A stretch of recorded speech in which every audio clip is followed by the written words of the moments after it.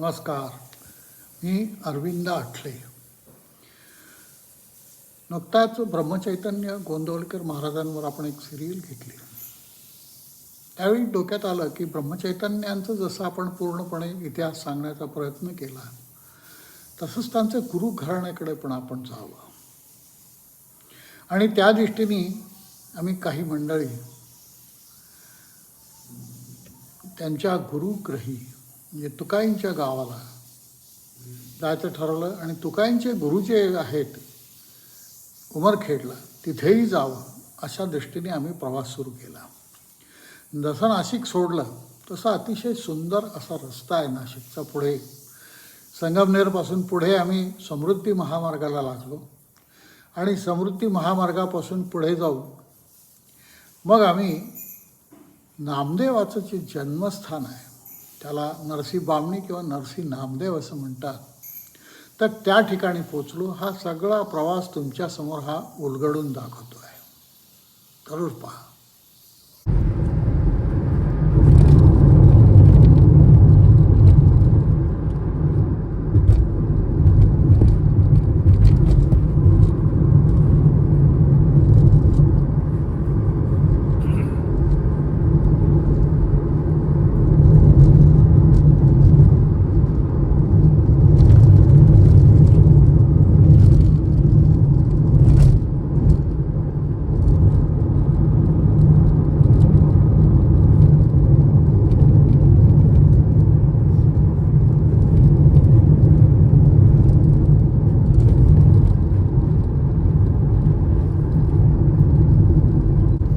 हा नाशिकच्या रोडचा प्रवास जसा संपला, महामार्ग संगमनेरपासून आम्ही या महामार्गावर जोडलं गेलो नाशिक.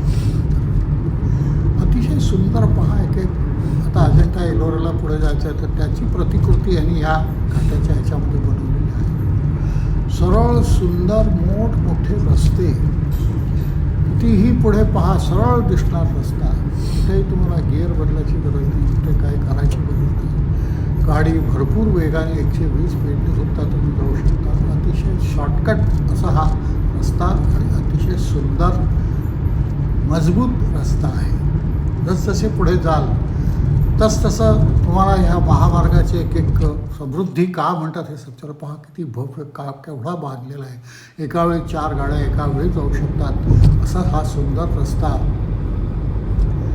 असा मध्ये खडकच्या खडक पूर्ण कापून मोठेच्या मोठे रस्ते बनवलेले आहेत. याच्यावर पथ्य एकच की तुमची हवा जास्ती भरू नका. जास्त हवा भरली तर टायर बस्ट होण्याची शक्यता आहे.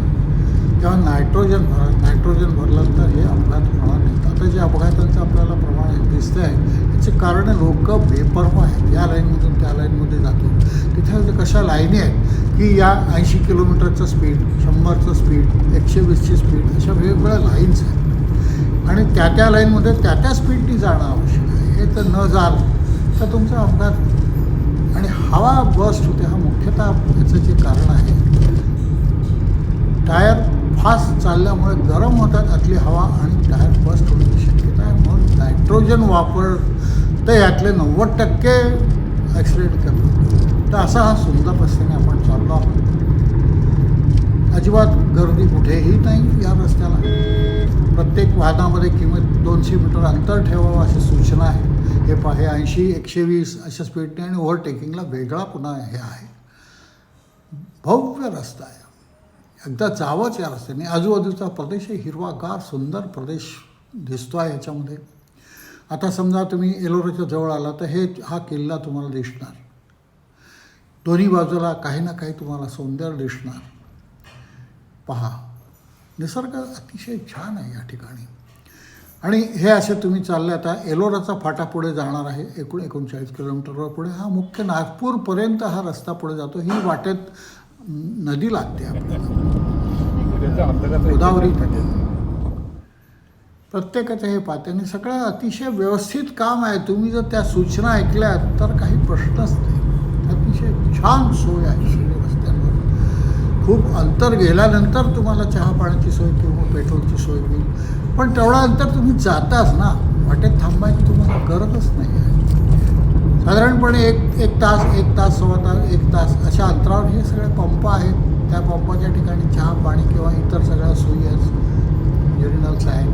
काही त्या ठिकाणी सोय केलेली आहे. भव्य रस्ता, डोळे झाकून पुढे जावं इतका सुंदर रस्ता आणि इतका सरळ. तर अशा प्रकारे हा समृद्धी महामार्गाने पुढे आम्ही चाललो आहोत. हा रस्ता पुढे शिर्डीला जातो आहे, विजापूरला जातो आहे आणि आम्ही ह्या रस्त्याने जालनापर्यंत जाणार आहोत. जालन्याला आम्ही मुक्काम करणार आहोत. तर या ठिकाणी हे टोलचे ग्रह आहेत. या ठिकाणी टोल भरा, जिथे बाहेर पडायचं या प्रत्येक ठिकाणी आहे, त्या प्रत्येक ठिकाणी माहिती लिहिलेल्या व्यवस्थित. त्यानंतर महामार्ग सोडून आपण जालन्याला पोहोचलो आहोत. जालन्याचं ह्या श्रीराम मंदिराचं दर्शन आपण घेतलं. आनंदसागर महाराजांचं हे ठिकाण आहे. आणि मग त्या ठिकाणाहून दुसऱ्या दिवशी आम्ही ह्या नरसी नामदेव या ठिकाणी आलो आहे. परत 3-1 तासाचं अंतर आहे आणि नामदेवाचं हे जन्मस्थान आहे. या ठिकाणी नामदेवाचं स्मरण सातत्याने आपण खरं करायला पाहिजे. त्याचं जन्मस्थानाचं महत्त्व आपल्याला समजलेलं नाही दुर्दैवाने. खूप कमी महाराष्ट्रीयन मंडळी या ठिकाणी जातात.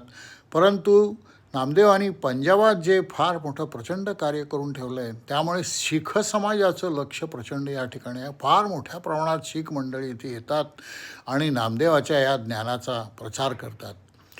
वर छत वगैरे सुंदर बांधलेलं आहे. अगदी सुंदर असं हे देखणं रेखीव असं हे स्मारक नामदेवाचं आहे. कितीही झालं तरी एवढ्या मोठ्या संताचं हे जन्मस्थान आहे हे आपण विसरायला नको. आणि सुंदर परिसर सगळा छान आहे. सेना न्हाव्याचंही ठिकाण या ठिकाणी आहे. आणि हा वरचं छत पहा, इतकं सुंदर छत. हळूहळू आपण मंदिर हे सगळं बघून आता बाहेर येणार आहोत. बाहेरचा हा दरवाजा पहा, इतका कोरीव सुंदर दरवाजे आहेत बाहेर. आणि ही त्याचा रथ आहे मिरवणूक निघण्यासाठी. आणि ह्याच्यामध्ये हे नामदेव महाराज उभे आहेत. मागे त्यांचं दैवत विठ्ठल रखुमाई आहे. भक्तिमार्गातला प्रचंड मोठा आदर्श, ज्याचा नैवेद्य स्वतः श्री विठ्ठलांनी येऊन खाल्ला असा हा नामदेव, याला आपण विसरून उपयोग नाही. त्याची भक्ती केली पाहिजे, त्याचा प्रचार झाला पाहिजे आणि नामदेवाचं स्मरण आपण सातत्याने केलं पाहिजे. मोठे मोठे खांब सुंदर या ठिकाणी आहेत. आणि हे सगळं आटपून यानंतर आपण हिंगोली जिल्ह्यातलं औंढा नागनाथ या पवित्र ठिकाणी येणारं 12 ज्योतिर्लिंगापैकी हे 8मं ज्योतिर्लिंग आहे. या सध्याचं नाव औंढा असलं तरी पूर्वीचं याचं नाव दारुकावण असं होतं. हे ठिकाण महाराष्ट्रातल्या हिंगोली जिल्ह्यात औंढा या तालुक्यात आहे. अतिशय भव्य असं हे मंदिर. अगदी या मंदिराचा प्रचंड प्राचीन असा इतिहास आहे. दारुका नावाची एक राक्षसीण होती. तिला पार्वतीला प्रसन्न करण्यासाठी तिनं कठोर तप केलं. पार्वती प्रसन्न झाली, तिला एक वन दिलं. हे वन चमत्कारिक होतं. दारुका जिकडे जाईल तिकडे ते तिच्या मागे जात असे. या वनात दारुका आपल्या पती दारुकसोबत राहत होती. दारुक आणि दारुका या दोघांना आपल्या शक्तीचा खूप गर्व झाला आणि हे अमानुषपणे लोकांचा छळ करायला लागले. अनेक ब्राह्मणांना त्यांनी ठार मारलं, काही ब्राह्मणांना बंदी बनवलं. त्या ब्राह्मणातला एक शिवभक्त होता आणि कारागृहात तो शंकराची उपासना करू लागला. आणि मग त्यानं त्या ब्राह्मणाला शिवभक्ताला ठार मारण्याची त्या राक्षसाने धमकी दिली. काही काळानंतर ब्राह्मण शिवभक्तानं पुन्हा शंकराची उपासना सुरू केली आणि तो दारुक त्या ब्राह्मणाला मारायला लागला.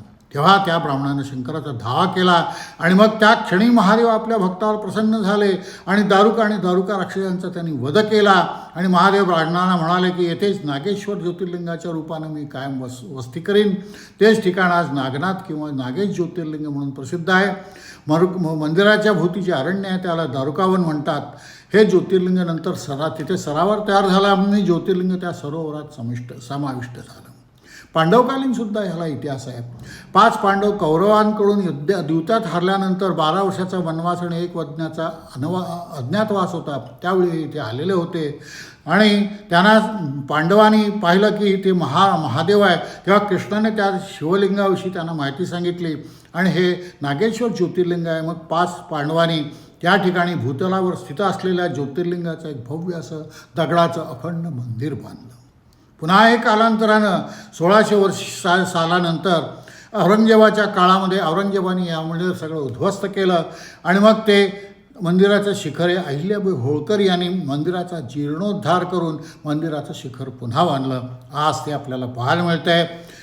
आज हे महाराष्ट्राच्या राज्यातील ज्योतिर्लिंगापैकी एक महत्त्वाचं असं मंदिर आहे आणि या ठिकाणी महाभारताच्या काळातील असल्याचंही म्हटलं जात आहे. युधिष्ठिराने ते बांधलं आणि अशा प्रकारे सगळा इतिहास याला आहे. आता याच्यामध्ये आख्यायिका काय आहेत? नामदेव, विसोबा, खिचर आणि ज्ञानेश्वर यांचा या या मंदिराचा निकटचा संबंध आहे. हिंदू धर्मातलं वारकरी पंथाचे हे पूजनीय संत आहेत.